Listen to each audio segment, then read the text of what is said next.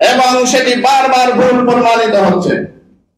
আপনারা যদি দেখেন আমাদের পুলিশ প্রশাসন এখনো ঠিক মতো কাজ করে উঠতে পারছে না। তাদেরকে প্রয়োজনীয় লোকবল দিতে হবে, প্রয়োজনীয় সাপোর্ট দিতে হবে।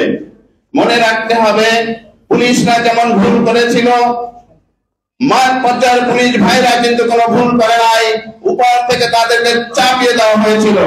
যে সমস্ত পুলিশ কর্মকর্তারা অন্যায় নির্দেশ দিয়েছিল তারা কোথায়?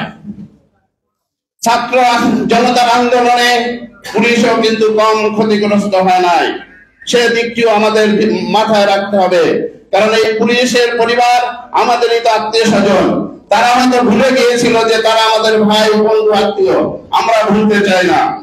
অতএব সংস্কার বাংলাদেশ সংস্কারবাদী পার্টি আজকে এমন একটি নাম নিয়ে এসেছে যেটি বাংলাদেশের সকল মানুষের হৃদয়ে গেঁথে আছে।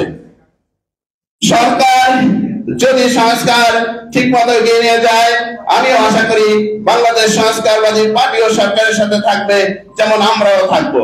আর যদি সরকার ভুল পথে পা বাড়ায়, আমাদেরকে কিন্তু ঘরে বসে থাকলে চলবে না। একটি কথা সবাইকে মনে রাখতে হবে, সামনের দিনগুলি আমাদের জন্য খুব স্বাচ্ছন্দ্য সুখের নয় যদি আমরা বিচ্ছিন্ন ভাবে থাকি।